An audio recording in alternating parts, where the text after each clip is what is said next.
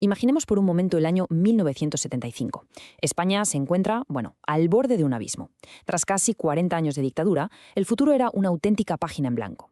Y el documento que se iba a escribir en esa página, la Constitución del 78, no solo iba a definir un país nuevo, se iba a convertir en el manual para una de las transiciones a la democracia más estudiadas del mundo.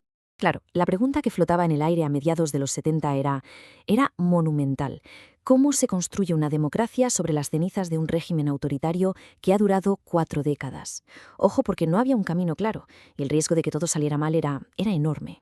Así que, para entender cómo se respondió a esa pregunta, primero tenemos que viajar a ese punto de partida. Vamos a ver cómo estaba España en ese momento, una nación literalmente en una encrucijada histórica. Y es que el ritmo del cambio fue de vértigo. Franco muere en noviembre del 75 y a partir de ahí los acontecimientos se precipitan.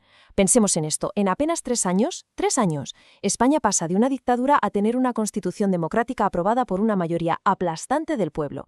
Esta velocidad fue fundamental, Fue clave para evitar que las viejas estructuras del régimen se atrincheraran y para mantener vivo el impulso del cambio. ¿Pero cómo se hizo? Pues la clave de todo fue una idea tan sencilla como brillante: de la ley a la ley.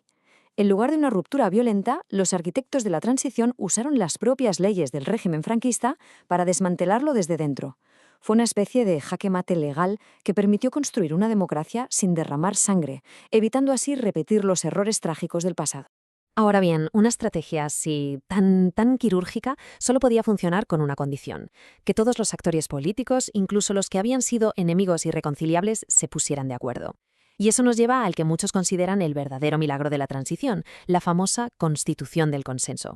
Para que nos hagamos una idea de lo que significó ese consenso, solo hay que mirar a los 7 padres de la Constitución. En esa mesa estaban sentados hombres con ideologías que se habían enfrentado durante décadas. Estaba la derecha heredera del franquismo, y al lado el Partido Comunista, y entre medias socialistas, nacionalistas, catalanes.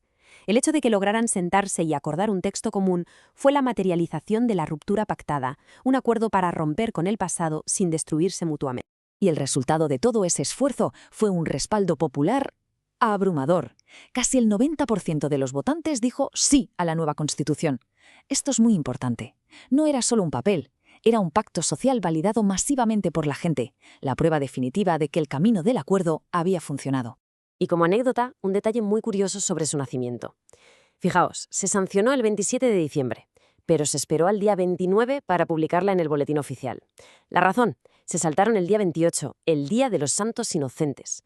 Nadie quería que el acto fundacional de la democracia moderna pareciera una broma. Un pequeño detalle, pero que dice mucho. Vale, ya hemos visto el cómo. Ahora vamos al qué. ¿Qué es lo que construyeron exactamente con tanto consenso? ¿Cuál era la arquitectura de esa nueva España democrática?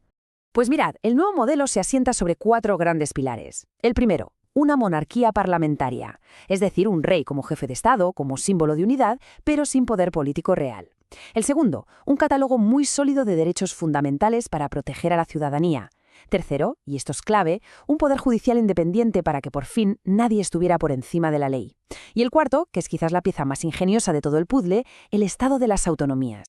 Y aquí merece la pena detenerse un segundo, porque este concepto es único.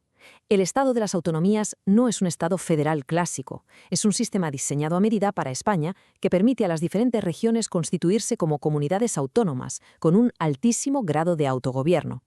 Fue, en esencia, la fórmula de consenso para intentar resolver las tensiones territoriales históricas de España. Pero claro, ese marco de convivencia se diseñó hace ya más de 40 años, y hoy se enfrenta a unos desafíos gigantescos. Aquel pacto del 78 está ahora mismo bajo una tensión enorme. La Constitución se puede cambiar, no es inmutable, pero sus creadores la blindaron con 2 niveles de protección. Por un lado está la reforma ordinaria, para la mayoría de las cosas, que exige una mayoría amplia pero factible. Se ha hecho 3 veces. Sin embargo, para tocar su núcleo duro, la corona, los derechos básicos o la unidad de la nación, activaron un cerrojo de máxima seguridad, la reforma agravada. Exige mayorías casi imposibles, disolver el Parlamento, convocar elecciones y un referéndum. Vamos, un candado diseñado para no abrirse fácilmente. Y es precisamente esa rigidez, ese candado, lo que convierte los debates políticos actuales en una verdadera prueba de resistencia para la Constitución, una como no se había visto nunca. Pensemos en uno de los puntos más calientes, la ley de amnistía. Sus detractores argumentan que viola principios sagrados como la exclusividad del Poder Judicial y la igualdad de todos ante la ley, creando impunidad por motivos políticos. Sus defensores, en cambio, la ven como una herramienta política para la reconciliación. La pregunta constitucional de fondo es clara. ¿Se está rompiendo el principio de igualdad? Otro debate clave gira en torno a la financiación singular para Cataluña. Quienes se oponen temen que rompa el principio de solidaridad e igualdad entre todas las regiones de España. Quienes la defienden sostienen que corrige un desequilibrio histórico y que encaja en el respeto a los derechos históricos que la propia Constitución reconoce. De nuevo, la pregunta pone a prueba los cimientos del pacto. ¿Dónde acaba la autonomía y empieza la solidaridad? Y todo esto nos lleva a la pregunta final, la que resuena hoy con más fuerza que nunca. La Constitución nació de un espíritu de consenso que superó divisiones que parecían insalvables. La gran incógnita es, ¿puede ese mismo espíritu resolver los enormes desafíos de 2025?